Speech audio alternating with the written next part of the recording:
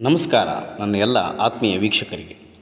ಇಂದು ನಾನು ತಮಗೆ ಒಂದು ನಾಟಕದ ಬಗ್ಗೆ ಹೇಳುತ್ತೇನೆ. ಆ ನಾಟಕದ ಹೆಸರು ಶೂದ್ರ ತಪಸ್ವಿ.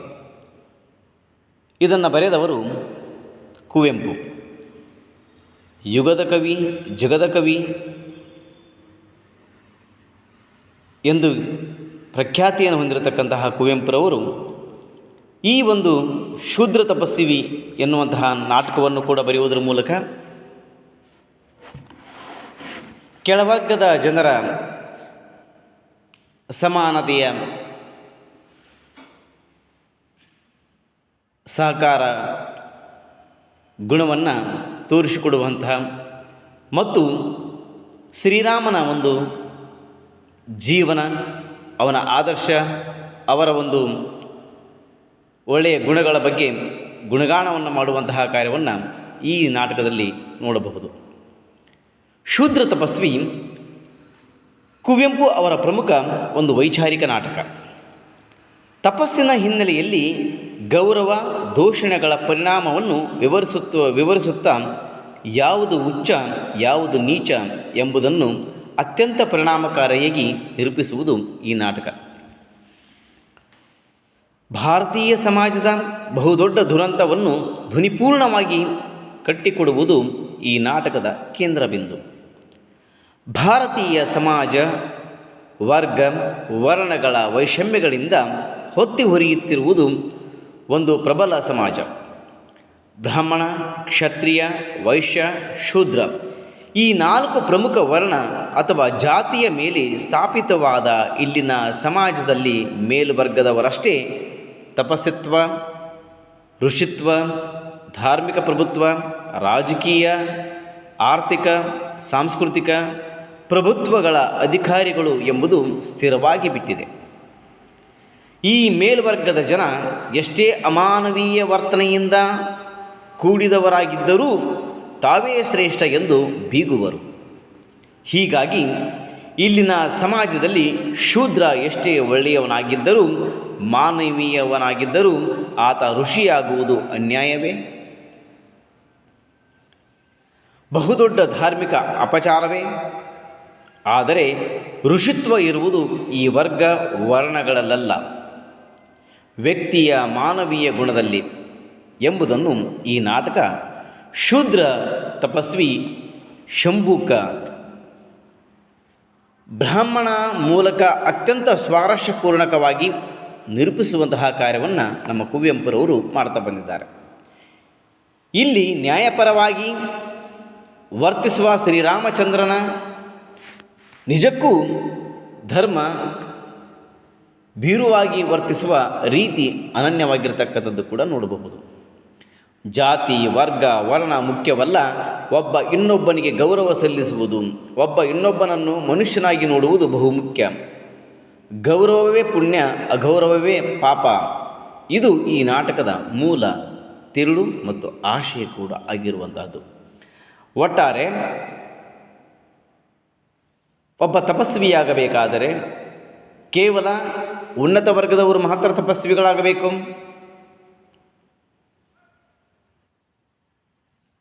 ಋಷಿತ್ವವನ್ನು ಅವರೇ ಪಡ್ಕೋಬೇಕು, ಧಾರ್ಮಿಕ ಪ್ರಭುತ್ವವನ್ನು, ರಾಜಕೀಯ ಪ್ರಭುತ್ವವನ್ನು, ಆರ್ಥಿಕತೆಯಲ್ಲಿ, ಸಾಮಾಜಿಕತೆಯಲ್ಲಿ, ಸಾಂಸ್ಕೃತಿಕತೆಯಲ್ಲಿ ಈ ಎಲ್ಲ ಪ್ರಮುಖವಾಗಿರತಕ್ಕಂಥ ಅಧಿಕಾರಗಳನ್ನು ಮೇಲ್ವರ್ಗದವರು ಮಾತ್ರ ಅನುಭವಿಸಬೇಕು, ಅದನ್ನು ನಡೆಸಬೇಕು.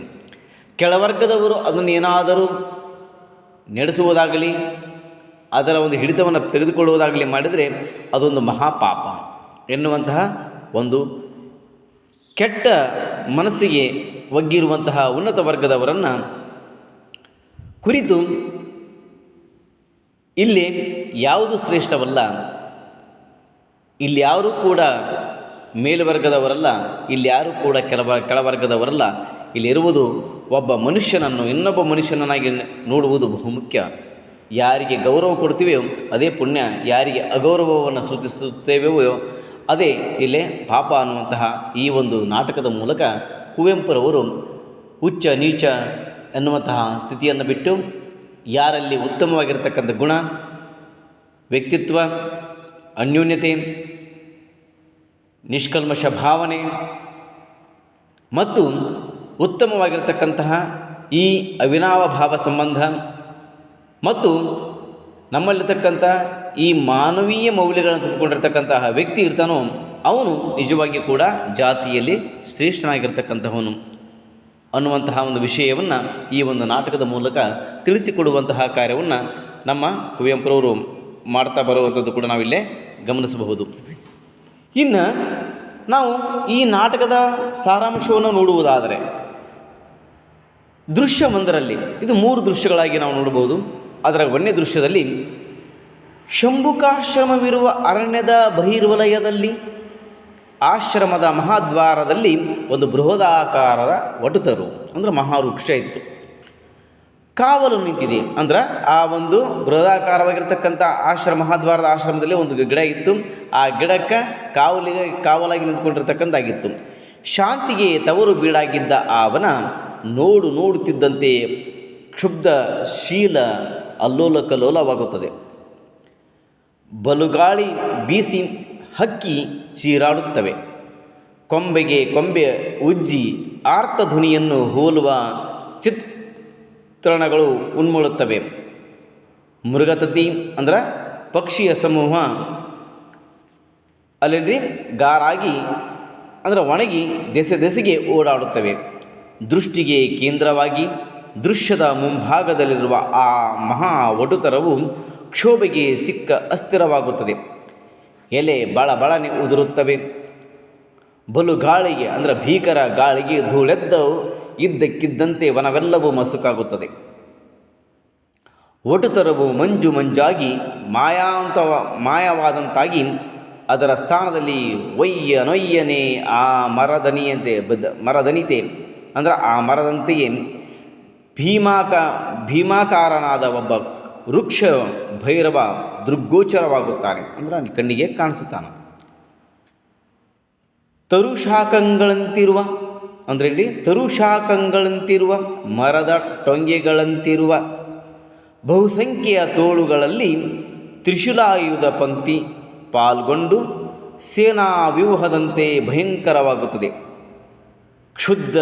ಕ್ಷುದ್ರವೆಂಬಂತೆ ಬದ್ಧ ಭೃಕುಟಿಯಾಗಿ ಉರಿಗಣ್ಣನ್ನು ಸುತ್ತಲೂ ಹೊರಳಿಸಿ ನೋಡುತ್ತಾನೆ. ತನಗೆ ತಾನೆಂಬಂತೆ ಮೊಳಗುತ್ತಾನೆ. ಇಂದು ಈ ಪ್ರಕೃತಿ ಸಾಧ್ವಿಗೆ ಏನು ಅವಿನಯ! ಉಗ್ರತನದಲ್ಲಿ ಈ ಶಂಭೂಕ ಯೋಗಿಯನ್ನು ಲೆಕ್ಕಿಸದೆ ವೃಕ್ಷ ಭೈರವನಾದ ನನ್ನನ್ನು ಆ ರಕ್ಷೆಯನ್ನು ಕಡೆಗಣಿಸಿ ಅಂದರೆ ಅದನ್ನು ದೂರ ತಳ್ಳಿ ಆ ತಪೋವನದಲ್ಲಿ ಅಂಡಳೆಯುತ್ತಿದ್ದಾಳೆ. ಮಥನ ಕರ್ಮಕ್ಕೆ ಸಿಲುಕಿದ ಸಾಗರದ ತೆರೆಯಂತೆ ಕಾಡುಮಲೆ ತರತರನೆ ನಡುಗುತ್ತಿದೆ. ಪಕ್ಷಿಗಳು ಹೊರಳುತ್ತಿವೆ. ಕೀಚಕ ಧ್ವಾನಗಳು ಅಂದರೆ ಕರ್ಕಶಹೀನ ಸ್ವರವನ್ನು ಉಳಿಡುವಂತಹ ಪಕ್ಷಿಗಳು ಕರ್ಕಶವಾಗಿ ಕೂಗುತ್ತಿವೆ. ಮೃಗ ಸಮೂಹ ಕಾಲ್ಗೆಟ್ಟು ನಿಲ್ಲಲಾರದೆ ಅಲ್ಲಿಂದ ಓಡುತ್ತಿವೆ. ಇದಾವ ಕಾರಣವೋ ಪರೀಕ್ಷಿಸಲೇಬೇಕು.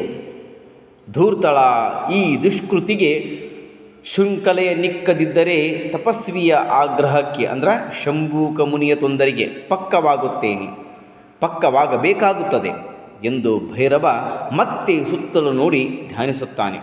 ತಕ್ಕನೆ ಎಚ್ಚೆತ್ತವನಂತೆ ಇದಿರ ನೋಡಿ ಅಧಿಕಾರವಾಣಿಯಿಂದ ಆಜ್ಞಾಪಿಸುತ್ತಾನೆ. ನಿಲ್ಲು, ಅಲ್ಲಿಯೇ ನಿಲ್ಲು, ಹತ್ತಿರ ಬರದಿರು, ಅತ್ತ ತೊಲಗು. ನೋಡುತ್ತಿರುವಂತೆಯೇ ಏನೂ ಇಲ್ಲದ ಶೂನ್ಯವಾಗಿದ್ದ ಬಯಲು ನಸುಗಪ್ಪಾಗುತ್ತದೆ. ಕರಿಮಂಜು ದಟ್ಟಿಸುತ್ತದೆ. ಬರುತ್ತಾ ಗಟ್ಟಿಯಾಗುತ್ತದೆ. ಕಡೆಗೆ ಮೃತ್ಯುವಿನ ಕರಾಳ ಕೃತಿ ರೂಪುಗೊಂಡು ಸ್ಪಷ್ಟವೆಂಬಂತೆ ನಿಲ್ಲುತ್ತದೆ. ಭೈರವ ಮೃತ್ಯುವನ್ನು ಕೇಳ್ತಾನ. ಯಾರು ನೀನು? ನಿನಗೇನಿಲ್ಲಿ ಕಾರ್ಯ? ಘೋರಮುಖಿ ಎಂದು ಕೇಳುತ್ತಾನೆ. ಮೃತ್ಯು ಹೇಳುತ್ತಾ ಭಯಂಕರ ಧ್ವನಿಯಿಂದ, ಹೆಸರನ್ನು ಹೇಳುವ ಕೆಚ್ಚೆದೆಯೇನು ನಿನಗೆ? ಹೆಸರನ್ನು ಕೇಳುವ ಕೆಚ್ಚೆದೆಯೇನು ನಿನಗೆ ಎನ್ನುತ್ತಾಳೆ. ಭೈರವ ಉಗ್ರವಾಗಿ, ಇರುವುದರಿಂದಲೇ ಕೇಳಿದೆ, ವಿಕೃತವದನೆ, ಅಧಿಕ ಪ್ರಸಂಗಿಯಾಗದಿರು ಎನ್ನುತ್ತಾನೆ. ಅದಕ್ಕೆ ಮೃತ್ಯು, ನನ್ನ ನಾಮ ಶ್ರವಣ ಮಾತ್ರಕ್ಕೆ ನರಕ ತನ್ನ ಗವಿ ಗೊರಳಿಂದ ಹೊರಳುತ್ತದೆ, ಗಿರಿ ಗೌಹರಗಳಿಂದ ಈ ಪೃಥ್ವಿ ರೋಧಿಸುತ್ತದೆ, ಸ್ವರ್ಗದ ಮುಖ ಬೆಬ್ಬಿಳಿಸಿ ಪಿಳಿಪೇರುತ್ತದೆ, 3 ಲೋಕ ನನ್ನ ಹೆಸರ ಭೀತಿಗೆ ಬೆಚ್ಚಿ ಕಂಪಿಸುತ್ತದೆ ಎಂದು ಹೇಳುತ್ತಾಳೆ. ಆ ಮಾತಿಗೆ ಭೈರವ, ನಿನಗೆ ಅಂಜದ ನಾನು ನಿನ್ನ ಹೆಸರಿಗೆ ಅಳುಕುವೆನೇ? ನೀನೀಗ ಯಾರೆಂಬುದನ್ನು ಬೇಗ ಹೇಳದಿದ್ದರೆ, ಈ ಕ್ಷಣವೇ ಹೇಳದಿದ್ದರೆ ನಿನಗೆ ಕಾಣದ ಅನುಭವವನ್ನು ಕಾಣಿಸುತ್ತೇನೆ ಎನ್ನುತ್ತಾನೆ. ಭೈರವ ಆ ಒಂದು ಮೃತ್ಯುವಿಗೆ ಹೇಳ್ತಾ ಹೋಗ್ತಾನೆ, ನೀನು ಯಾರೆಂಬುದು ಹೇಳದೆ ಹೋದೆಪ್ಪ ಅಂದ್ರೆ ನಿನಗನ್ನ ಈಗೇ ನಾನು ಏನ್ರಿ ಕೊನೆ ಕಾಣಿಸ್ತೀನಿ ಅಂತಕ್ಕಂಥ ರೀತಿಯಲ್ಲಿ ಆಕೆ ನಿನಗೆ ಕಾಣದ ಅನುಭವವನ್ನು ನಾನು ಕಾಣಿಸ್ತೀನಿ ಅಂತಕ್ಕಂಥ ರೀತಿಯಲ್ಲಿ ಮೃತ್ಯು ದೇವತೆಗೆ ಅವ ಸವಾಲನ್ನು ಹಾಕುವಂತಹ ಕಾರ್ಯವನ್ನು ಈ ನಮ್ಮ ಭೈರವ ಮಾಡುವಂತಹ ಕಾರ್ಯವನ್ನು ಮಾಡ್ತಾನೆ. ಅದಕ್ಕೆ ಮೃತ್ಯು, ಆ ಗರ್ವ ಇರಲಿ, ದುರ್ಮೃತ್ಯುವನ್ನು ಬಯಸಿ ಈ ತಪೋವನಕ್ಕೆ ಬಂದಿದ್ದೇನೆ ಎಂದು ಹೇಳುತ್ತಾಳೆ. ಅದಕ್ಕೆ ಭೈರವ ವಿಕಟ ಹಾಸ್ಯದಿಂದ ನಕ್ಕು, ಅಂದರೆ ನನಗೀಗ ಕೆಟ್ಟದಾವುದು ಬಟ್ಟೆಯೋ ಬಗೆಯೋ ಎಂದು ಕೇಳುತ್ತಾನೆ. ಅದಕ್ಕೆ ಮೃತ್ಯು, ನೀನಾರು ಕೇಳಲಿಕ್ಕೆ ಎನ್ನುತ್ತಾಳೆ. ತಪೋವನವನ್ನು ರಕ್ಷಿಸುವ ವೃಕ್ಷ ಭೈರವ. ನಾನು ಯಾರಂತ ಕೇಳ್ತಲ್ಲ, ಯಾರಂದ್ರೆ ಹೇಳ್ತೀನಿ ಕೇಳಿಲ್ಲೇ, ತಪೋವನವನ್ನು ರಕ್ಷಿಸುವ ವೃಕ್ಷ ಭೈರವ. ಈ ಕ್ಷೇತ್ರ ಅಮೃತ ಪವಿತ್ರ, ಪ್ರವೇಶಿಸಲು ನಿನಗಿದು ನಿಜವಾದ ಸ್ಥಾನವೇ ಎಂದು ವ್ಯಂಗ್ಯ ನುಡಿಯುತ್ತಾನೆ. ಅದಕ್ಕೆ ಮೃತ್ಯು, ಮೂಲೋಕದಲ್ಲಿ ಮೀಸೆ ಹೊತ್ತವನನ್ನು ನನ್ನನ್ನು ತಡೆಯುವ ಗಂಡನ್ನೂ ಕಾಣೆ, ಆದರೆ ನಿನ್ನ ತಡೆಗೆ ವೃಕ್ಷವಾಸಿ ಎಂದು ಭೈರವನನ್ನು ಪ್ರಶಂಸಿಸುತ್ತಾಳೆ. ಅದಕ್ಕೆ ಭೈರವ ಕಟು ಹಾಸ್ಯದಿಂದ, ಮಹಾಚಲುವೆ, ಹೆಣ್ಣಲ್ಲವೇ ನೀನು? ನಿನಗೆ ಸೋಲದವರುಂಟೆ ಅಂದ್ರೆ ಮಹಾಚಲುವೆ, ಹೆಣ್ಣಲ್ಲವೇ ನೀನು? ನಿನಗೆ ಸೋಲದವರುಂಟೆ? ಆದರೂ ಕೇಳು, ಮಹರ್ಷಿ ಶಂಭೂಕ ಉಜ್ವಲ ತಪೋಪ್ರಭಾವದಿಂದ ಧರ್ಮದ ಬಲದಿಂದ ನನಗೊಂದು ಕರ್ತವ್ಯ ಲಭಿಸಿದೆ. ಒಂದು ಹೆಜ್ಜೆಯನ್ನು ಮುಂದೆ ಇಡದಂತೆ ನಾನು ನಿನ್ನನ್ನು ತಡೆಗಟ್ಟಲು ಸಮರ್ಥನಿದ್ದೇನೆ. ಮೀರಿ ಮುಂಬರಿಯಲೆಳೆಸಿದರೆ ಈ ನನ್ನ ತೋಳುಗಳು ನಿನ್ನ ತೋಳ ತ್ರಿಶೀಲ ಪಂಕ್ತಿಯನ್ನು ತೋಳ ಕುರಿಯನ್ನು ಬೆನ್ನಟ್ಟುವಂತೆ ನಿನ್ನನ್ನು ನಿನ್ನ ಮನೆಗೆ ಅಟ್ಟುತ್ತೇನೆ ಎಂದು ಅಬ್ಬರಿಸುತ್ತಾನೆ. ಅದಕ್ಕೆ ಮೃತ್ಯು, ಲಯವೇ ನಾನು, ನನಗೆಲ್ಲಿಯೇ ಲಯ ಎನ್ನುತ್ತಾಳೆ. ಅದಕ್ಕೆ ಭೈರವ, ಪದಾರ್ಥವನ್ನು ತಿಳಿಯದೆ ತಾಡದಿರು. ಆಗ ಮೃತ್ಯು, ಅನರ್ಥವನ್ನು ಕೆರಳಿಸದಿರು ಎನ್ನುತ್ತಾ ಮುನ್ನುಗ್ಗಲೆಡಿಸುತ್ತಾಳೆ.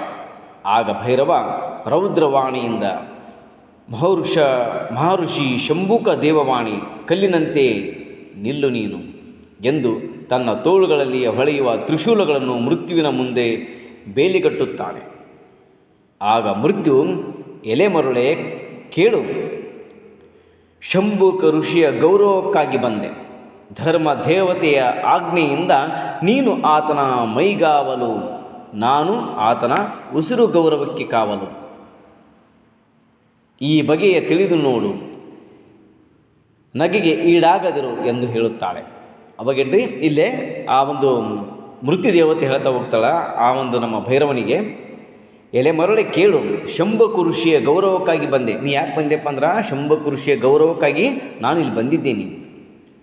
ದೇವತೆಯ ಆಜ್ಞೆಯಿಂದ ನೀನು ಆತನ ಮೈಗಾವಲು, ನೀನು ದೇವತೆಗಳ ಆಜ್ಞೆಯಿಂದ ನೀ ಏನು ಮಾಡತ್ತಪ್ಪ ಅಂದ್ರೆ, ಶಂಭಕ ಋಷಿಯ ಆತನ ಮೈಯನ್ನು, ಶರೀರವನ್ನು ಮಾತ್ರ ನೀನು ರಕ್ಷಣೆ ಮಾಡಲಿಕ್ಕೆ ಸಾಧ್ಯ.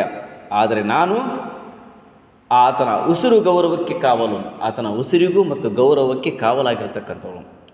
ಈ ಬಗೆಯನ್ನು ತಿಳಿದು ನೋಡು, ನನಗೆ ನಗೆಗೆ ಈಡಾಗದಿರು, ನೀನು ತಿಳ್ಕೊಂಡು ನೋಡು, ನಗೆಗೆ ಈಡಾಗಬೇಡ ಎಂದು ಹೇಳ್ತಕ್ಕಂಥ ಒಂದು ಕಾರ್ಯವನ್ನು ಆ ಮೃತ್ಯು ದೇವತೆ ಹೇಳ್ತಾಳೆ. ಭೈರವ ಅಚ್ಚರಿಪಟ್ಟು, ಧರ್ಮ ದೇವತೆಯಾಜ್ಞೆ, ಋಷಿಯ ಗೌರವಕ್ಕಾಗಿ ಮೃತ್ಯುಗೆ ತಪೋವನ ಪ್ರವೇಶ, ಜಟಿಲವಾದ ಈ ವಾರ್ತಾ ಕಂಟಕ ಗುಹೆಯಲ್ಲಿ ನನ್ನ ಬಗ್ಗೆ ಸಿಲುಕಿತು. ಅಂದರೆ ಅವನ ಮನಸ್ಸು ಅಲ್ಲಿ ಸಿಲುಕೊಂತದೆ. ಮೊದಲು ಇದನ್ನು ಬಿಡಿಸು ಎನ್ನುತ್ತಾನೆ. ಅದಕ್ಕೆ ಮೃತ್ಯು, ಇಂದು ವ್ಯರ್ಥ ಸಮಯ ಕಳೆಯಲಾರೆ, ಯಾರು ಯಾರು ಯಾರಿಗೆ ಈ ಬನಕ್ಕೆ ಪ್ರವೇಶವಿತ್ತೆ ಹೇಳು ಎಂದು ಕೇಳುತ್ತಾಳೆ. ಅದಕ್ಕೆ ಭೈರವ ಸೂರ್ಯದೇವನ ಕಿರಣದೂತರಿಗೆ ಎಂದು ಹೇಳುತ್ತಾನೆ. ಮೃತ್ಯು ಮತ್ತೆ ಎಂದು ಕೇಳಲು ಭೈರವ ಪುಣ್ಯಲಕ್ಷ್ಮಿಯನ್ನು ಕೂಡಿಕೊಂಡು ವಸಂತ ಗಾಂಧ ನೀಲನೊಂದಿಗೆ ಅಂದರೆ ಗಾಂಧ ನೀಲನೊಂದಿಗೆ ಬಂದ ಶ್ರೀರಾಮಚಂದ್ರನ ಕೀರ್ತಿಕಾಂತೆಗೆ ಅಂದ್ರೆ ಸೀತೆಗೆ ಎಂದು ಹೇಳುತ್ತಾನೆ. ಇಲ್ಲಿ ಯಾರ್ಯಾರು ಪ್ರವೇಶ ಇತ್ತಪ್ಪ ಅಂದರೆ ಸೂರ್ಯದೇವನ ಕಿರಣದೂತರಿಗೆ ಮತ್ತು ಪುಣ್ಯಲಕ್ಷ್ಮಿಯನ್ನು ಕೂಡಿಕೊಂಡು ವಸಂತ ಗಾಂಧ ನೀಲನೊಂದಿಗೆ ಬಂದ ಶ್ರೀರಾಮಚಂದ್ರನ ಕೀರ್ತಿಕಾಂತೆಗೆ ಅಂದರೆ ಸೀತೆಗೆ ಎಂದು ಹೇಳುತ್ತಾನೆ. ಮೃತ್ಯು ಮತ್ತೆ ಎಂದು ಅವನ ಮೃತ್ಯುದೇವತೆ ಪ್ರಶ್ನೆ ಮಾಡ್ತಾ ಹೋಗ್ತಾವೆ. ಎಂದು ಕೇಳಲು ಭೈರವ ಪ್ರಕೃತಿ ದೇವಿಯ ದೈನಂದಿನ ಪರಿಹಾರಕ್ಕೆ ಎನ್ನುತ್ತಾನೆ. ಮೃತ್ಯು ಮತ್ತೆ ಎಂದು ಕೇಳುತ್ತಾಳೆ.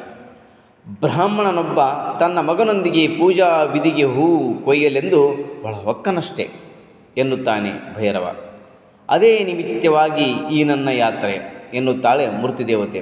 ಇಲ್ಲಿ ಯಾರ್ಯಾರಿಗೆ ಬಂದ್ರಪ್ಪ ಅಂದ್ರೆ ಸೂರ್ಯದೇವನ ಕಿರಣನ ದೂತರಿಗೆ, ಆನಂತರ ನಮ್ಮ ಸೀತೆಗೆ ಮತ್ತು ಇಲ್ಲಿರ್ತಕ್ಕಂತಹ ಪ್ರಕೃತಿಯ ದೇವಿಯ ದೈನಂದಿನ ಪರಿಹಾರಕ್ಕೆ ಅಂಥೇಳಿ ಬ್ರಾಹ್ಮಣನೊಬ್ಬ ಇಲ್ಲಿ ಒಳಗಡೆ ಹೋದ ಅಂತಕ್ಕಂಥ ಒಂದು ವಿಷಯವನ್ನು ಅಲ್ಲೇ ಭೈರವ ಹೇಳಿದ ತಕ್ಷಣ ಆವಾಗ ಆ ಮೃತ್ಯುದೇವತೆ ಹೇಳ್ತಾಳೆ, ಈ ನನ್ನ ಯಾತ್ರೆ ಅಂದರೆ ಹೇಳಿದ ತಕ್ಷಣ ಅದೇ ನಿಮಿತ್ತವಾಗಿ ಈ ನನ್ನ ಯಾತ್ರೆ ಎನ್ನುತ್ತಾಳೆ. ಅದಕ್ಕೆ ನಾನು ಎದಕ್ಕೆ ಬಂದೆಪ್ಪ ಅಂದ್ರೆ ಆ ಒಂದು ಬ್ರಾಹ್ಮಣನ ಒಳಗಡೆ ಹೋದನಲ್ಲ, ಅದಕ್ಕಾಗಿ ಈ ನನ್ನ ಯಾತ್ರೆಯನ್ನು ಕೈಗೊಂಡಿದ್ದೇನೆ.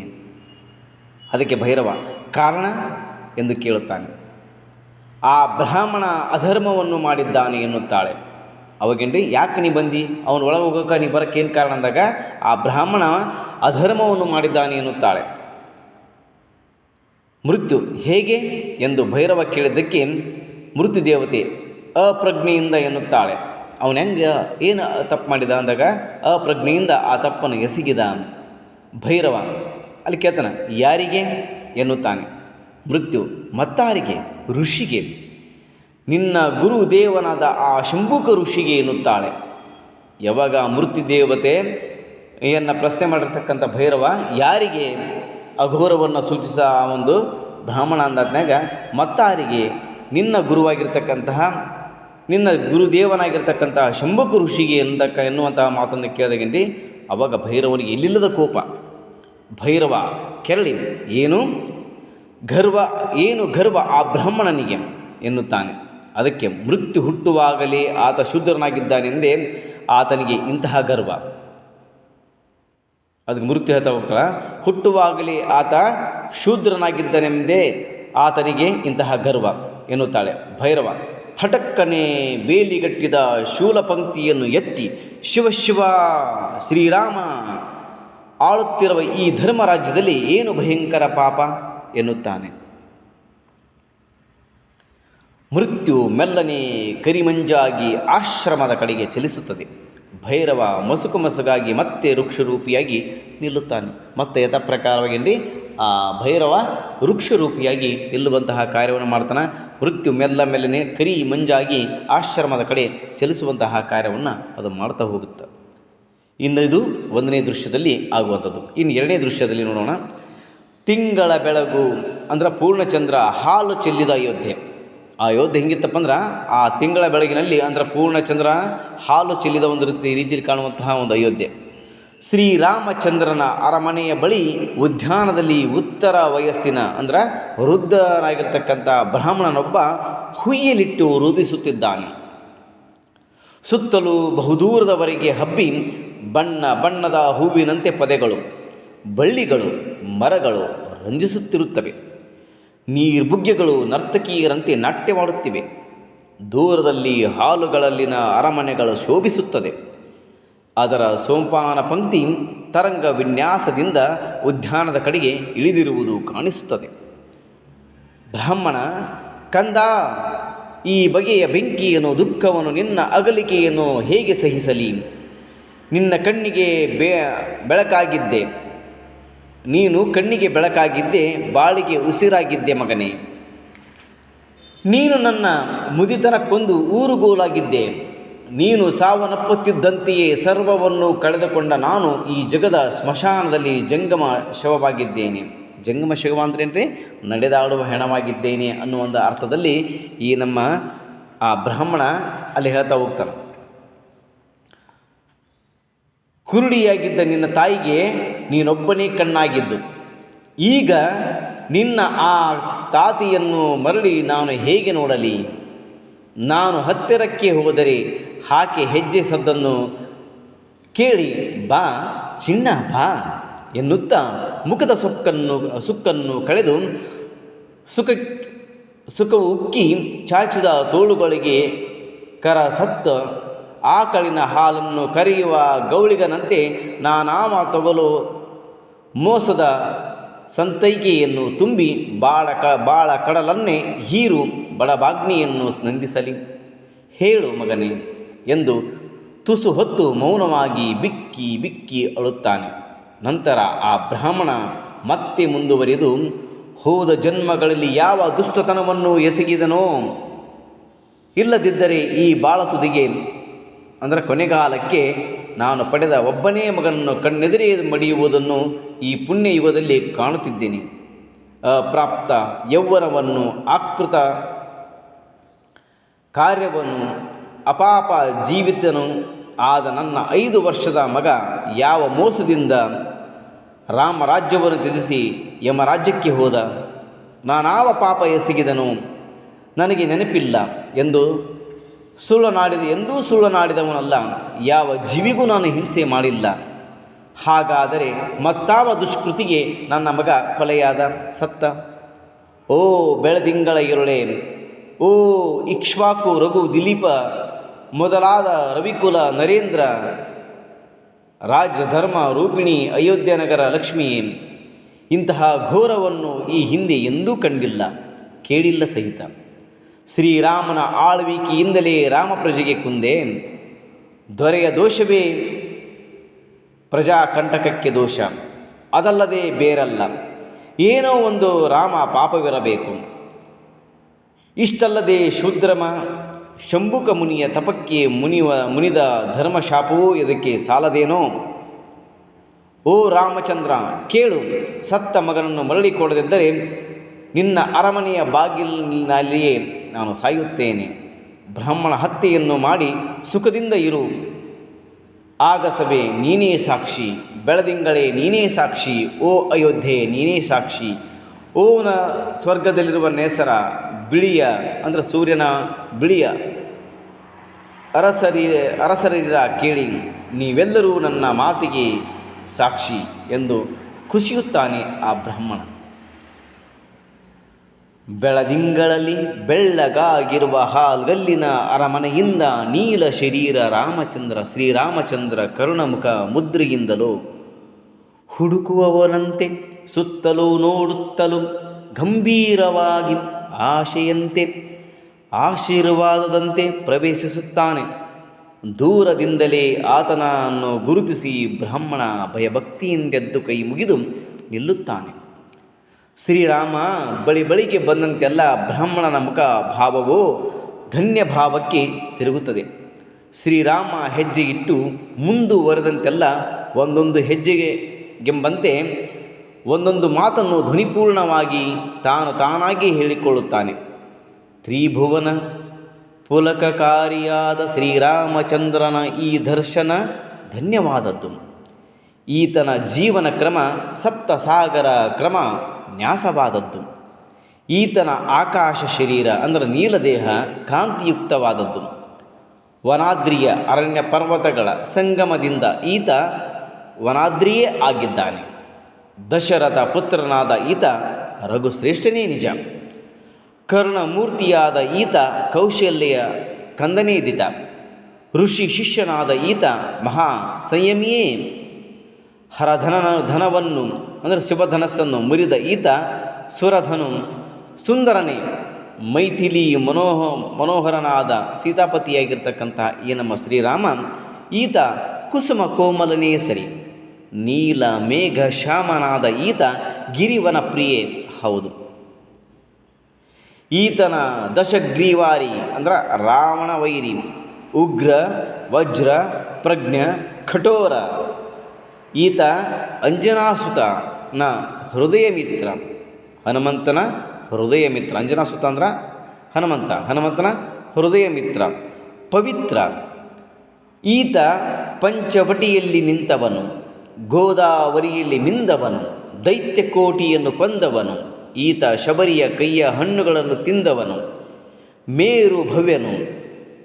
ಈತ ಪ್ರೇಮಮೂರ್ತಿ, ಧರ್ಮಮೂರ್ತಿ, ಕ್ಷೇಮಾಮೂರ್ತಿ, ಶಿಷ್ಟ ರಕ್ಷಕ ಮೂರ್ತಿ, ದುಷ್ಟ ಶಿಕ್ಷಕ ಮೂರ್ತಿ.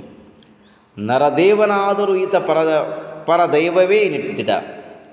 ಆಶಾ ಸ್ವರೂಪಿಯಾದ ಈತ ಆಶೀರ್ವಾದವೇ ಬರುವಂತೆ ಬಂದ. ನಾನಿನ್ನು ಧನ್ಯ, ಬದುಕಿದೆ. ಇನ್ನು ನನ್ನ ಕಂದ ಬದುಕದಿರುವವನೇ ಬದುಕಿದನು, ಅವನು ಬದುಕಿದ ಎಂದು ಆ ವೃದ್ಧ ಬ್ರಾಹ್ಮಣ ಎವೈಕ್ಕದೆ ರೆಪ್ಪೆಯನ್ನು ಬಡೆಯದೆ, ಎವೆ ಅಂದರೆ ರೆಪ್ಪೆಯನ್ನು ಬಡೆಯದೆ ಶ್ರೀರಾಮಚಂದ್ರನನ್ನೇ ನೋಡುತ್ತಾ ನಿಲ್ಲುತ್ತಾನೆ. ಆಗ ರಾಮಚಂದ್ರ ರಾಜಗಾಂಭೀರ್ಯದಿಂದ ಬಂದ ಶ್ರೀರಾಮಚಂದ್ರ ಹೆಂಗೆ ಬರ್ತಾನೆ? ರಾಜಗಾಂಭೀರ್ಯದಿಂದ ರಾಮಚಂದ್ರ ಅಲ್ಲಿ ಬರ್ತಾನೆ, ಪ್ರವೇಶ ಆಗುತ್ತಾ. ಈ ವಸಂತ ಪೂರ್ಣಿಮ ಬೆಳದಿಂಗಳನ್ನು, ಈ ಅಯೋಧ್ಯ ಶಾಂತಿಯನ್ನು ತನ್ನ ಕರುಣ ಕಥೆಯಿಂದ ಕದಡಿದ ಆ ದುಃಖಿ ಅಗಲಿರಲಾರದೆ ಸತಿ ಸೀತೆಯನ್ನು ನಲ್ಲೆಯನ್ನೇ ನೆನೆಯುತ್ತಿದ್ದ. ಶ್ರೀರಾಮಚಂದ್ರನಿಂದ ದೂರ ಆಗಿರತಕ್ಕಂಥ ಸೀತೆಯನ್ನೇ ನಲ್ಲೆಯನ್ನೇ ನೆನೆಯುತ್ತಿದ್ದಿರತಕ್ಕಂಥ ಸಂದರ್ಭದಲ್ಲಿ ನನ್ನ ಸೀತಾ ಶೋಕವೆಲ್ಲವನ್ನು ಮರುಕಳಿಸಿದ ಆ ದುಃಖಿ ಇಲ್ಲಿದ್ದಾನೆ, ಎತ್ತ ಹೋದ ಎಂದು ಸುಯ್ಯುತ್ತಾನೆ. ಸುತ್ತಲೂ ಸ್ವಲ್ಪ ನೋಡಿ, ಇತ್ತನ ತೋಟದಿಂದ ಇತ್ತನ ವನದಿಂದಲೇ ಅಂದರೆ ಆ ಕಡೆಯಿಂದಲೇ ಆ ಆಕ್ರಂದನ ತೇಲಿ ಬಂದಿತು. ನನ್ನ ಬಾಳ್ಗಿವಿಗೆ ರೋದನೆ ಸದಾ ಸಂಗೀತವಾಯಿತಲ್ಲ. ಗೋಳೆಂಬುದು ಅವತಾರಿ ಉಣ್ಣುವ ಕೊಳಲಲ್ಲವೇ, ಕುಡಿಯುವ ಮದ್ದಲ್ಲವೇ ಎಂದು ಶ್ರೀರಾಮ ತನ್ನಡೆಗೆ ಬರುತ್ತಿರುವ ಬ್ರಾಹ್ಮಣನನ್ನು ಗಮನಿಸಿ, ಯಾರು ಈ ಕಡೆ ಬರುತ್ತಿದ್ದಾರೆ ಎಂದುಕೊಳ್ಳುತ್ತಾನೆ. ನಿಟ್ಟಿಸಿ ನೋಡಿ ವೃದ್ಧ ಬ್ರಾಹ್ಮಣ ದುಃಖ ಝರಿತ, ಈತನೇ ಆ ಹುಯಿಯಲ್ಲಿ ನಿಟ್ಟಿರಬೇಕು ಎಂದು 2 ಹೆಜ್ಜೆ ಮುಂಬರಿಯುತ್ತಾನೆ. ಬ್ರಾಹ್ಮಣ ಬೇಗ ಬರುತ್ತಾ, ಅನಾಥರಕ್ಷಕ, ದುಃಖ ವಿಮೋಚಕ, ಸರ್ವಲೋಕ ಪ್ರಭು, ಸಲಹು ಎಂದು ಶ್ರೀರಾಮನ ಕಾಲಿಗೆರಗುತ್ತಾನೆ. ಆಗ ಶ್ರೀರಾಮ, ಹೇಳಿ ನೀವು ವೃದ್ಧರು, ಹಿರಿಯರು, ಬ್ರಾಹ್ಮಣರು, ನೀವು ನನಗೆ ಗುರುಜನ ಸಮರು ಎನ್ನುತ್ತಾನೆ. ಅದಕ್ಕೆ ಆ ಬ್ರಾಹ್ಮಣ ಹೇಳ್ತಾನೆ, ದಶರಥಿ, ನಿನ್ನಲ್ಲಿ ಬೇಡಿಕೊಳ್ಳುತ್ತೇನೆ, ಬಹುದುಃಖಿಗೆ ಮತಿಯುಂಟೆ, ತಿರಿದು ಉಣ್ಣುವವನಿಗೆ ಎತ್ತಣ ಹಿರಿಮೆ ಎನ್ನುತ್ತಾನೆ. ಈ ಮಾತಿಗೆ ಶ್ರೀರಾಮ, ಯಾರು ನೀವು? ದುಃಖವೇಕೆ ಎಂದು ಕೇಳುತ್ತಾನೆ. ಅದಕ್ಕೆ ಬ್ರಾಹ್ಮಣ, ನೀನು ವಿಚಾರಿಸಲು ದುಃಖವೆನ್ನುವುದು ಉಂಟೆ? ನೀನು ಬ್ರಾಹ್ಮಣರನ್ನು ನಿನ್ನ ಮುಖದಿಂದ ಉಗುಳಿದಾತ, ಜಟ್ಟಿಗನಾದ ನೀನು ನಮ್ಮ ತಾತನಲ್ಲವೇ? ಕಾಲವನ್ನೇ ಕೂಸಾಗಿ ಮಾಡಿಕೊಂಡ ನಿನಗಿಂತ ವೃದ್ಧರಿದ್ದಾರೆಯೇ? ನೀನು ವಿಶ್ವವನ್ನು ಸೃಷ್ಟಿಸಿದ ಆ ಪಿರಿಯನಿಗೆ, ಬ್ರಹ್ಮನಿಗೆ ಹಿರಿಯನು. ನೀನು ಈ ವಿಶ್ವ ಸೃಷ್ಟಿಕರ್ತನಾದ ಬ್ರಹ್ಮನಿಗಿಂತಲೂ ಕೂಡ ಮಿಗಿಲಾಗಿರ್ತಕ್ಕಂಥವನು ಅನ್ನುವಂಥ ಒಂದು ವಿಚಾರವನ್ನು ಹೇಳ್ತಾ ಹೋಗ್ತಾನೆ. ನಿನಗೆ ನಾನು ಎರಗಿದರೆ ವಿಪರೀತವಲ್ಲ. ಮನುಷ್ಯ ರೀತಿಯಿಂದಲಾದರೂ ಲೋಕದೊಡೆಯನಾದ ನಿನಗೆ ನಾನು ನಮಿಸುವುದೇ ಪಾಳೆ. ಅಂದ್ರೆ ಲೋಕದೊಡೆಯನಾಗಿರ್ತೀನೋ ಆ ಬ್ರಹ್ಮನಿಗಿಂತ ಶ್ರೇಷ್ಠನಾಗಿರ್ತಕ್ಕಂಥ ವ್ಯಕ್ತಿ ನಿನಗೆ ನಾನು ನಮಸ್ಕಾರ ಮಾಡೋದ್ರಿಂದ ನನಗೇನು ಕೂಡ ತೊಂದರೆ ಇಲ್ಲ. ಅದು ನನ್ನ ಒಂದು ಸರದಿ ಇದ್ದಂಗೆ, ಅದಕ್ಕೆ ನಾನು ತಲೆ ಬಾಗಲೇಬೇಕು ಅನ್ನುವಂಥ ರೀತಿಯಲ್ಲಿ ವಿಚಾರ ಹೇಳಿ ಅದಕ್ಕೆ ನಮಿಸುವುದೇ ನನಗೊಂದು ಪಾಳಿ ಅಂತಕ್ಕಂಥ ರೀತಿಯಲ್ಲಿ ಕೂಡ ಹೇಳ್ತಾ ಹೋಗ್ತಾನೆ. ನಿಯಮ ಪ್ರೇಮ ಸಾಧನದಿಂದ ನೀನು ಮಹಾ ತಪಸ್ವಿಯಲ್ಲವೇ? ಯಾವಾಗಲೂ ನೀನು ಹಿರಿಯ ತಪಸ್ವಿ, ಸದಾ ನಿನ್ನದು ಹಿರಿಯ ತಪಸ್ಸು, ಗುಣಕ್ಕೆ ಮತ್ಸರ ಉಂಟೆ ಎಂದು ವಿನಯಪೂರ್ವಕವಾಗಿ ನುಡಿಯುತ್ತಾನೆ. ಅದಕ್ಕೆ ಗುಣಕ್ಕೆ ಮತ್ಸರ ಕಟ್ಟಲಿಕ್ಕೆ ಸಾಧ್ಯ ಇಲ್ಲ. ನೀನು ಯಾವತ್ತೂ ಕೂಡ ಹಿರಿಯನೇ, ನಿನಗಿಂತ ಹಿರಿಯ ಇರಲಿಕ್ಕೆ ಸಾಧ್ಯನೇ ಇಲ್ಲ ಅಂತಕ್ಕಂಥ ಮಾತನ್ನು ಈ ನಮ್ಮ ಬ್ರಾಹ್ಮಣ ಹೇಳ್ತಾನೆ. ಅದಕ್ಕೆ ಶ್ರೀರಾಮಚಂದ್ರ ಹೇಳ್ತಾನೆ, ಹಿರಿದನ್ನು ಒಲಿಯುವವರು ಹಿರಿಯರು, ವಿಪ್ರಮೋತ್ತಮ, ನಿನ್ನ ದುಃಖವೇನು ಹೇಳು ಎಂದು ಕೇಳುತ್ತಾನೆ. ಆಗ ಬ್ರಾಹ್ಮಣ ಹೇಳ್ತಾನೆ, 5 ವರ್ಷದ ನನ್ನ ಮಗುವನ್ನು ಅಪಹರಿಸಿದ ಎಂದು ಗುಟ್ಟಾಗಿ ಹೇಳುತ್ತಾನೆ. 5 ವರ್ಷದ ನನ್ನ ಮಗನನ್ನು ಅಪಹರಿಸಿದ ಎಂದು ಗುಟ್ಟಾಗಿ ಹೇಳ್ತಾನೆ. ಆಗ ಶ್ರೀರಾಮ ಯಾವನು ಆ ನೀಚ ಎಂದು ಕನಲಿ ಕೇಳುತ್ತಾನೆ. ಶ್ರೀರಾಮನಿಗೆ ಬಹಳಷ್ಟು ಕೋಪ ಬಂತು. ಆ ಕೋಪದಲ್ಲಿ ಹೇಳ್ತಾನೆ, ಯಾವನು ಆ ನೀಚ ಎಂದು ಅಲ್ಲಿ ಕೋಪಗೊಂಡು ಹೇಳ್ತಕ್ಕಂಥ ಸಮಯದಲ್ಲಿ ಅದಕ್ಕೆ ಬ್ರಾಹ್ಮಣ ಯಮನೆಂಬ ಕೀರ್ತಿಯ ಆ ವೈವಸ್ವತ ಅಂದ್ರೆ ಯುಗ ಪುರುಷ ಶಂಭುಕ ಮುನಿ, ಯಮನೆಂಬ ಕೀರ್ತಿಯ ಆ ವೈವಸ್ವತ ಶಂಭುಕ ಎಂದು ಹೇಳುತ್ತಾನೆ. ನಿಜವೇ ಎಂದು ಶ್ರೀರಾಮ ಕೇಳಿದ್ದಕ್ಕೆ ಆ ಬ್ರಾಹ್ಮಣ, ನನ್ನೊಡನೆ ಬರುವುದಾದರೆ ಆ ತಾಣವನ್ನು ತೋರಿಸುತ್ತೇನೆ, ಅಲ್ಲದೆ ನನ್ನ ಒಬ್ಬನೇ ಮಗನ ಹೆಣವನ್ನು ತೋರಿಸುತ್ತೇನೆ ಎಂದು ಅಳುತ್ತಾ ನುಡಿದ. ಹೇ ದಯಾನಿಧಿ, ಕಷ್ಟಕಾಲದಲ್ಲಿ ಎಲ್ಲರೂ ನಿನ್ನ ಹೆಸರನ್ನು ಉಸಿರಿ ರಕ್ಷೆಯನ್ನು ಪಡೆಯುತ್ತಾರೆ. ನಾನು ನಿನ್ನನ್ನೇ ಬೇಡುತ್ತೇನೆ, ನನ್ನ ಕಂದನ ಪ್ರಾಣವನ್ನು ನನಗೆ ಭಿಕ್ಷೆಯಾಗಿ ನೀಡು. ನೀನು ಕೃಪಾಸಾಗರನಲ್ಲವೇ? ಸುಲಭ ಸಾಧ್ಯವಾದ ನಿನಗೆ ಇದೇನು ಕಠಿಣ? ಲೋಕಾಪಾದಕ್ಕೆ ನಿನ್ನ ಅರ್ಧಾಂಗಿಯನ್ನೇ ಬೆಂಕಿ ಹೊಕ್ಕು ಬಂದ ಅಂದ್ರೆ ಅಗ್ನಿ ಪ್ರವೇಶ ಮಾಡಿ ಬಂದಂತಹ ಸೀತಾದೇವಿಯನ್ನು ತುಂಬ ಬಸುರಿ ಎಂದು ಎದೆಪೊರೆದೆ, ಹೃದಯ ಕರಗದೆ ಅಥವಾ ಕಲ್ಲೆದೆಯವನಾಗಿ ಅಡವಿಗೆ ಅಟ್ಟಿ ನಿನ್ನ ಭೀಷ್ಮ ಪೌರುಷವನ್ನು ಮೆರೆದೆಯಲ್ಲವೇ ಎಂದು ಹೊಗಳಿ ನುಡಿಯುತ್ತಾನೆ. ಅವಾಗೇನ್ರಿ, ನೀನು ಎಂತಹ ಒಬ್ಬ ಗಟ್ಟಿದೆಯ ಕಲ್ಲು ಮನಸ್ಸಿನ ವ್ಯಕ್ತಿ ಅನ್ನುವಂಥ ವಿಚಾರಗಳನ್ನು ಇಲ್ಲಿ ಹೇಳುವಂಥ ಕಾರ್ಯವನ್ನು ಮಾಡ್ತಾ ಹೋಗ್ತಾನೆ. ಲೋಕದ ಅಪವಾದಕ್ಕೆ ನಿನ್ನ ಹೆಂಡತಿಯನ್ನೇ ಅಗ್ನಿ ಪ್ರವೇಶ ಮಾಡಲಿಕ್ಕೆ ಅವಕಾಶ ಮಾಡಿಕೊಟ್ಟು, ಅದರಿಂದ ಅಗ್ನಿ ಪ್ರವೇಶ ಮಾಡಿ ಬಂದಂತಹ ಸೀತಾದೇವಿಯನ್ನು ಬಸುರಿ ಎಂದು ಕೂಡ ವಿಚಾರ ಮಾಡದೆ ಆಕೆಯನ್ನು ಎದೆ ಪೊರಗದೆ ಅಂದರೆ ನಿನ್ನ ಎದೆ ಕರಗದೆ ಆಕೆಯನ್ನು ಅಡವಿಗೆ ಕೂಡ ಕಳಿಸಿರ್ತಕ್ಕಂಥ ದಿಟ್ಟ ನಿರ್ಧಾರವನ್ನು ಕೈಗೊಂಡಿರ್ತಕ್ಕಂಥ ವ್ಯಕ್ತಿ ನೀನು ಅಂತಕ್ಕಂಥ ರೀತಿಯಲ್ಲಿ ಶ್ರೀರಾಮಚಂದ್ರನ ಬಗ್ಗೆ ಗಟ್ಟಿತನದ ಬಗ್ಗೆ ಹೇಳುವಂತಹ ಕಾರ್ಯವನ್ನು ಅಲ್ಲೇ ನಮ್ಮ ಈ ಬ್ರಾಹ್ಮಣ ನುಡಿಯುತ್ತಾನೆ. ಶ್ರೀರಾಮ ನಿಡಿಸುವುದು ಮುಖವನ್ನು ಹಿಂಡಿ, ಆ ಕಥನ ಸಾಕು ಬ್ರಾಹ್ಮಣ, ಕಾಳ್ಗಿಚ್ಚಿಗೆ ಉರಿಗಿಚ್ಚನ್ನು ಇದಿರೊಡ್ಡಿನ ನಂದಿಸುವಂತೆ ನಿನ್ನ ಅಳಲಿಗೆ ನನ್ನ ಅಳಲು ಪರಿಹಾರವೇನು ಎನ್ನುತ್ತಾನೆ. ನೋಡಪ್ಪ ಮಾರಾಯ, ನಿಂದೇನು ಕೆಲಸ? ನೀನು ಯಾಕೆ ಈ ಕಥನ ಸಾಕು ಅಂದ್ರೆ ಆ ಕತೆ ಎಲ್ಲನ್ನ ಹೇಳಬೇಡ. ಮೊದಲೇ ನಾನು ದುಃಖ ತಪ್ತನಾಗಿದ್ದೇನೆ. ಸೀತಾದೇವಿಯ ಹೊರಹೋದಾಗಿನಿಂದ ಅಥವಾ ಆಕೆಯನ್ನು ಹೊರಹಟ್ಟಿದಾಗಿನಿಂದ ನನ್ನ ಮನಸ್ಸಿನಲ್ಲಿ ಏನೋ ಒಂದು ರೀತಿ ಕಳವಳ, ದುಃಖ, ನೋವು ಎಲ್ಲ ಇದೆ. ಅಂತಹದ್ರಾಗ ಸಾಕು ಈ ಕಥನ ಬ್ರಾಹ್ಮಣ, ಕಾಳ್ಗಿಚ್ಚಿಗೆ ಊರಗಿಚ್ಚನ್ನು ಇದಿರೊಡ್ಡಿ ನಂದಿಸುವಂತೆ ನಿನ್ನ ಅಳಲಿಗೆ ದುಃಖಕ್ಕೆ ನನ್ನ ಅಳಲು ಪರಿಹಾರವೇನು? ಈಗ ಅಲ್ಲಿ ಕಾಡ್ಗಿಚ್ಚು ಆಗಿಬಿಟ್ಟತಿ, ಅದ್ರಾಗ ಕಾಡ್ಗಿಚ್ಚಿಗೆ ಊರ್ಗಿಚ್ಚನ್ನು ಹಾಕಿ ನಾವು ಬೆಂಕಿಯಿಂದ ನಂದಿಸ್ತೀವಿ ಅಂದ್ಯಪ್ಪ ಅಂದ್ರೆ ಅದು ನಂದಿಸ ಸಾಧ್ಯ ಇಲ್ಲ. ನನ್ನ ಇರ್ತಕ್ಕಂತಹ ಬೇಗೆ ಕಷ್ಟ, ನೋವು, ತೊಂದರೆ, ದುಃಖ ದುಮ್ಮಾನನೇ ಬೇರೆ, ನಿನ್ನ ಕಷ್ಟ ಬೇಗೆ ದುಃಖ ದುಮ್ಮಾನನೇ ಬೇರೆ. ಅದಕ್ಕೆ ಎರಡನ್ನೂ ಕೂಡ ಏನ್ರಿ ನೀನು ಹೊಂದಾಣಿಕೆ ಮಾಡುವಂತಹ ಕಾರ್ಯವನ್ನು ಮಾಡಬೇಡ. ಅದಕ್ಕೆ ಬ್ರಾಹ್ಮಣ, ಮಹೇಶ್ವರ ಮನ್ನಿಸು, ನನ್ನ ಕಂದನ ಪ್ರಾಣವನ್ನು ಬೇಡಿ ಬಂದೆ, ಕೃಪೆಯಿಂದ ಅದನ್ನು ನೀಡು ಎಂದು ಬೇಡಿಕೊಳ್ಳುತ್ತಾನೆ. ಅದಕ್ಕೆ ಶ್ರೀರಾಮ, ಬ್ರಾಹ್ಮಣ ಉತ್ತಮ, ನೀನು ಹೇಳುವುದು ನಿಜವೇ ಅಂದರೆ ನಿಜವಾದ ಕಾರ್ಯನ ನೀವು ಕರೆಕ್ಟ್ ಅದನ್ನೇ ಹೇಳ್ತೆ ಅಂತ ರೀತಿಯಲ್ಲಿ ಕೇಳ್ತಾನೆ. ಧರ್ಮಾಧಿಕಾರಿ ವೈವಸತ್ವ ಯುಗ ಪುರುಷ ಶಂಭೂಕ, ಕಾರಣವಿಲ್ಲದೆ ನಿನ್ನ ರಾಜ್ಯದಲ್ಲಿ ಹೀಗೆ ಮಾಡುವವನಲ್ಲ. ಇದರಲ್ಲೊಂದೇನೋ ಧರ್ಮಚ್ಯುತಿ ಇರಲೇಬೇಕು. ಅಪ್ರಾಪ್ತ ಕಾಲನನ್ನು ಬಾಲಕರನ್ನು ಕೊಂಡೊಯ್ದ ಕಾಲವನ್ನು ಯಮನನ್ನು ಕಾಲುಗಿಡಿಸುತ್ತಾನೆ. ತಪ್ಪು ಅವನದಾಗಿದ್ದರೆ ಅಪರಾಧವನ್ನು ಅವನದೆಂದು ಆಲೋಚಿಸುತ್ತಾನೆ. ನೀವು ಏನಾದರೂ ಅಪೂಜ್ಯವನ್ನು ಅಗೌರವವನ್ನು ಮಾಡಿದಿರೇನು ಎಂದು ಕೇಳುತ್ತಾನೆ.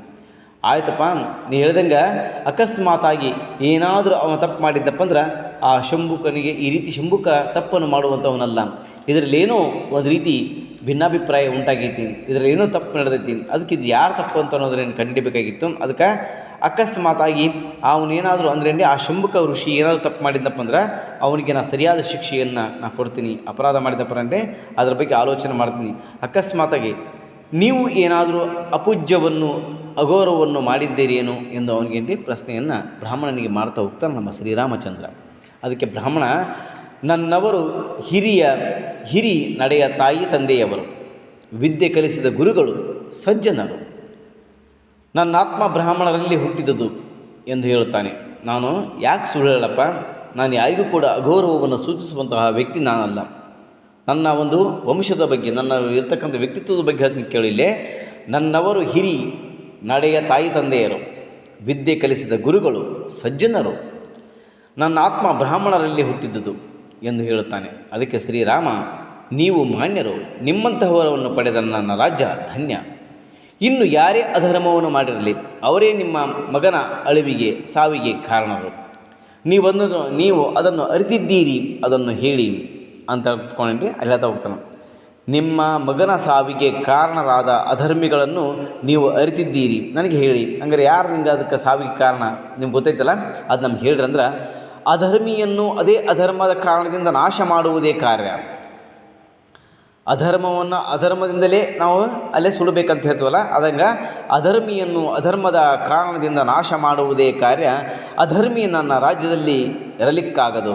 ಅಧರ್ಮಿಯಾಗಿರ್ತಕ್ಕಂಥವರು ನನ್ನ ರಾಮರಾಜ್ಯದಲ್ಲಿ ಇರಲಿಕ್ಕೆ ಅವರು ಯೋಗ್ಯರಲ್ಲ, ಅವರನ್ನು ಇಟ್ಕೊಳ್ಳಿಕ್ಕೆ ಕೂಡ ಸಾಧ್ಯ ಇಲ್ಲ ಅನ್ನುವಂತಹ ಮಾತನ್ನು ಕೂಡ ಕರಾರುವಕ್ಕಾಗಿ ನಮ್ಮ ರಾಮ ಹೇಳ್ತಾ ಹೋಗ್ತಾನೆ ಎಂದು ದೃಢವಾಣಿಯಿಂದ ಹೇಳುತ್ತಾನೆ.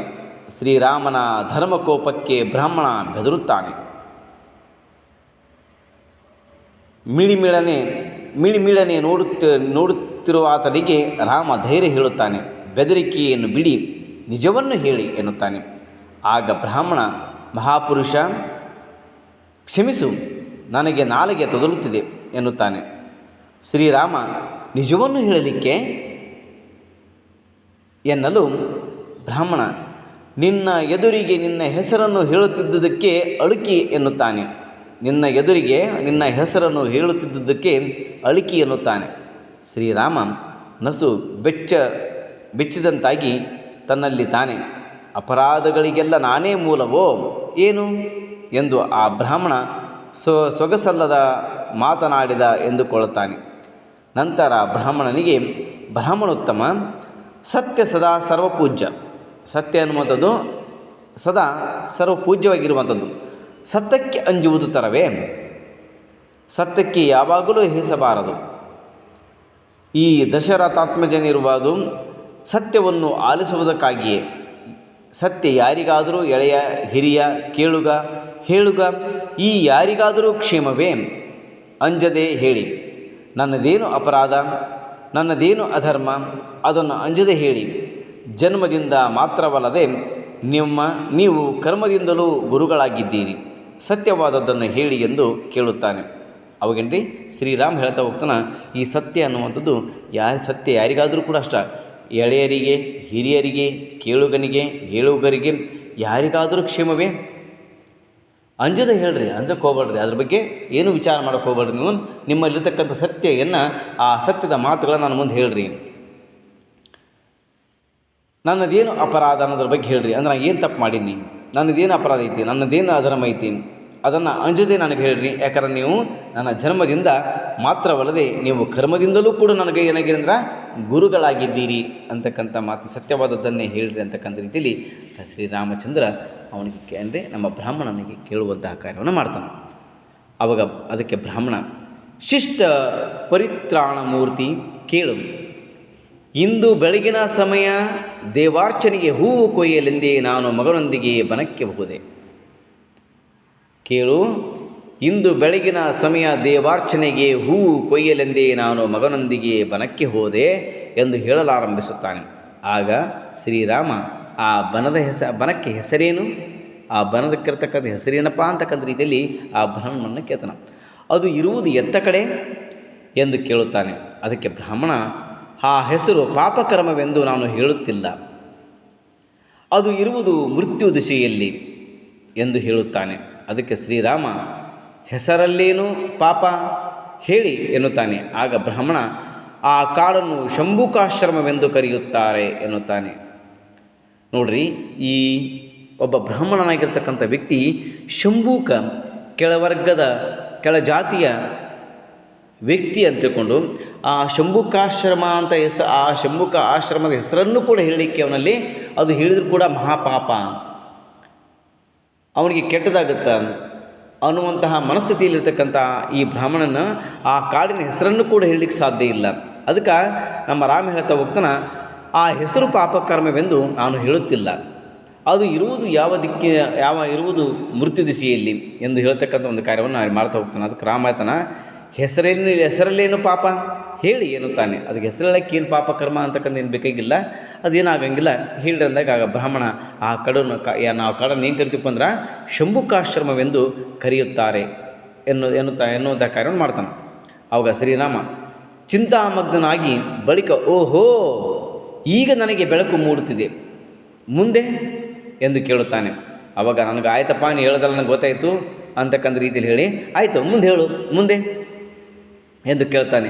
ಅದಕ್ಕೆ ಬ್ರಾಹ್ಮಣ ಮುಂದೇನು, ಇಬ್ಬರು ತಪಸ್ಸನ್ನು ಆಚರಿಸುತ್ತಿದ್ದವನನ್ನು ಕಂಡೆವು. ಆತ ಶೂದ್ರ, ಆತನ ಹೆಸರು ಶಂಭೂಕ, ಋಷಿ ವೇಷದ ಪಾಷಂಡಿಯನ್ನು ಕಂಡೆವು ಎಂದು ಹೇಳಿದ.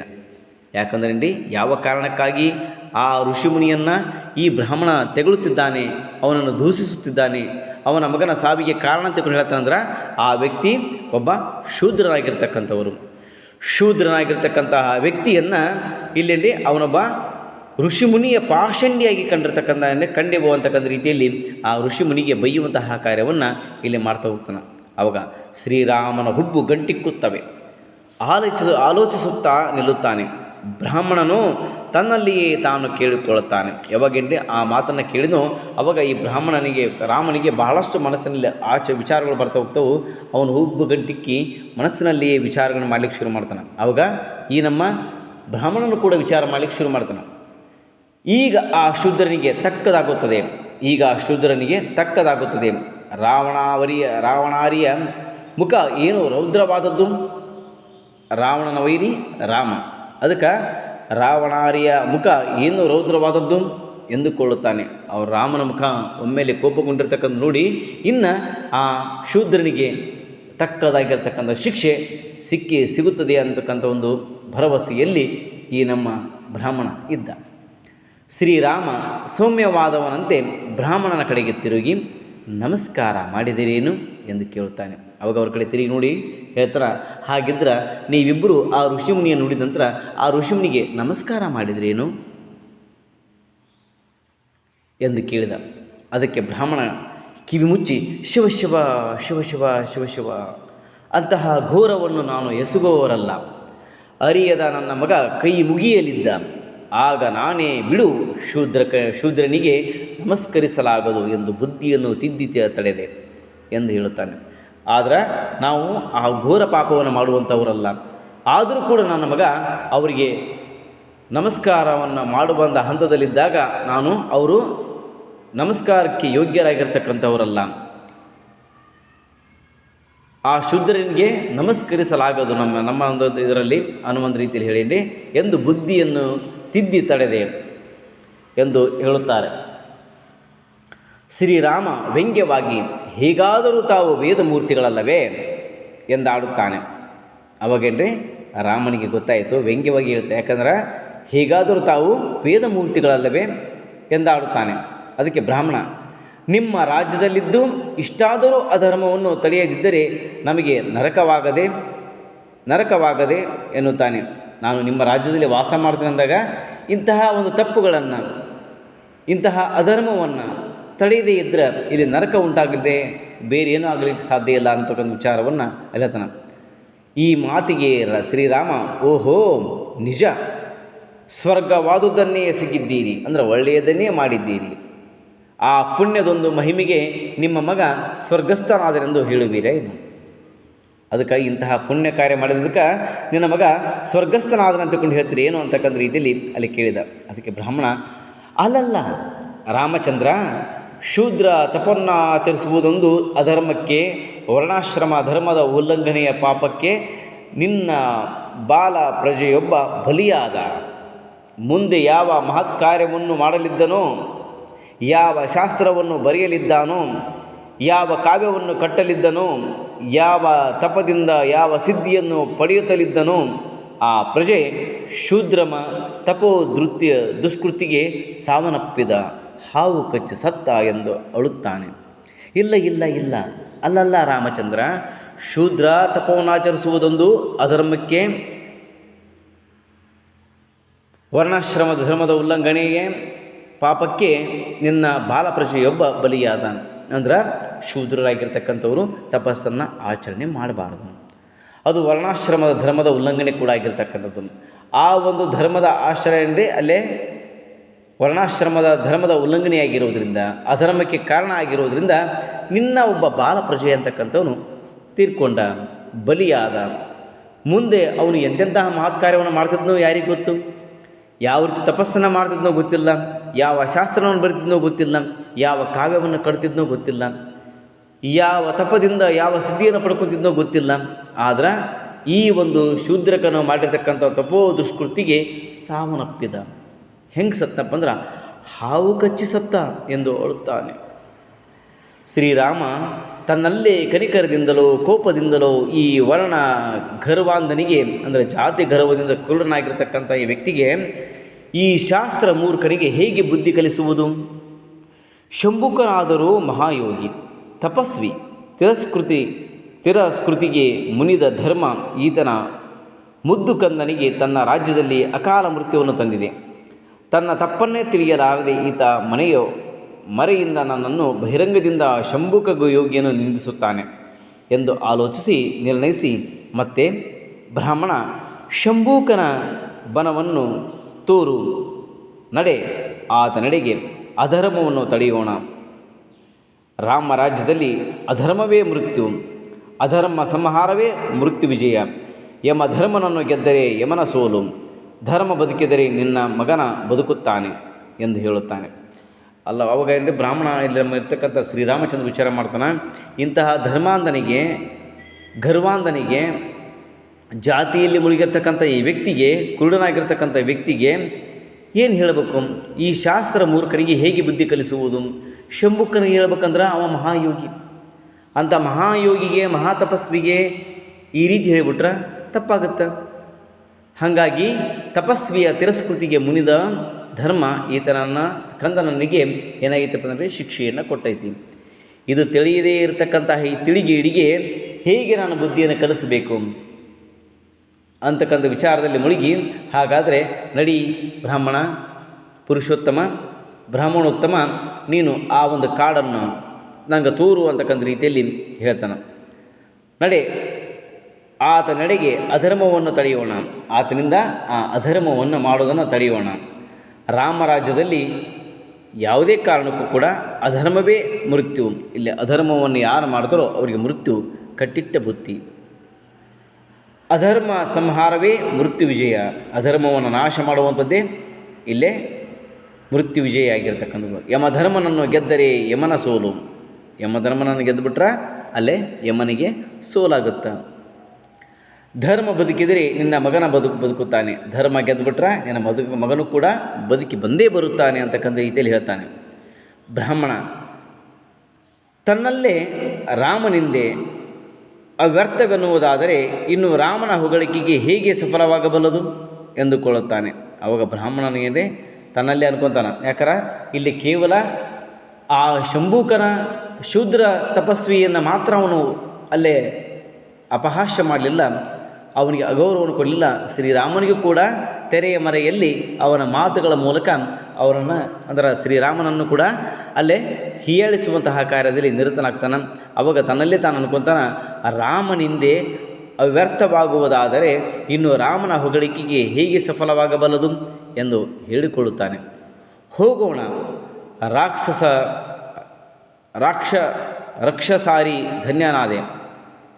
ರಾಕ್ಷಸಾರಿ ಧನ್ಯನಾದೆ ಎಂದು ನಂತರ ರಾಮನಿಗೆ ಹೇಳುತ್ತಾನೆ. ರಾಮ ಬನ್ನಿ ಎಂದು ಆಕಾಶದಡಿಗೆ ನೋಡುತ್ತಾ ಪುಷ್ಪಕವನ್ನೇರಿ ಶಂಭೂಕಾಶ್ರಮಕ್ಕೆ ಹೋಗೋಣ ಎನ್ನುತ್ತಾನೆ. ಶ್ರೀರಾಮ ಉತ್ತರ ದಿಕ್ಕಿನ ಕಡೆ ನೋಡಿ ಪುಷ್ಪಕವನ್ನು ನೆನೆಯುತ್ತಾನೆ. ಬಹುಸಂಖ್ಯೆಯ ಕಿರುಗಂಟೆಯ ಟಿಂಠಣಿಯ ಮಧುರನಾದ ಕೇಳಲಾರಂಭವಾಗುತ್ತದೆ. ಇಚ್ಛಾರೂಪದ ಕಾಮಗಮನದ ಆ ಬಾಂದೇರು ಬಾಂದೇರು ಅಂದರೆ ಪುಷ್ಪಕ ವಿಮಾನ ಬೆಳದಿಂಗಳೇ ಹೆಪ್ಪಾಯಿತು ಎಂಬಂತೆ ಮುಗಿಲು ಗೋಚರವಾಗಿ ನೆಲಕ್ಕಿಳಿಯುತ್ತಿದೆ. ಶ್ರೀರಾಮನೊಡನೆ ಬ್ರಾಹ್ಮಣನು ತೇರಿಗೆ ನಮಸ್ಕರಿಸಿ ಅಡರುತ್ತಾನೆ. ವಿಮಾನ ಮೇಲೆದ್ದು ಹಾರಿ ದೂರವಾಗಿ ನಾಮಾವಶೇಷವಾಗುತ್ತದೆ, ನಾದಾವಶೇಷವಾಗುತ್ತದೆ. ಅಂದ್ರೇನ್ರಿ ಇಲ್ಲೇ ಶ್ರೀರಾಮಚಂದ್ರ ಹಂಗಂದ್ರೆ ಹೋಗಂಪ, ಹೋಗಿ ಅವನ ಬಗ್ಗೆ ನಾವು ವಿಚಾರ ಮಾಡೋಣ, ಆ ವಿಚಾರದ ಬಗ್ಗೆ ತಿಳ್ಕೊಳ್ಳೋಣ, ಅಲ್ಲಿ ಅಧರ್ಮಕ್ಕೆ ಶಿಕ್ಷೆಯನ್ನು ಕೊಡೋಣ ಅಂತಕ್ಕಂಥ ರೀತಿಯಲ್ಲಿ ಹೇಳಿ ಇಲ್ಲಿ ಕರ್ಕೊಂಡು ಹೋಗ್ತಾನೆ. ಹೀಗೆ 1 ಮತ್ತು 2ನೇ ದೃಶ್ಯಗಳನ್ನು ಮುಗಿಸಿದ್ವಿ. ಮುಂದಿನ ದೃಶ್ಯವನ್ನು ಮುಂದಿನ ಬಾರಿ ನೋಡೋಣ. ನಮಸ್ಕಾರ.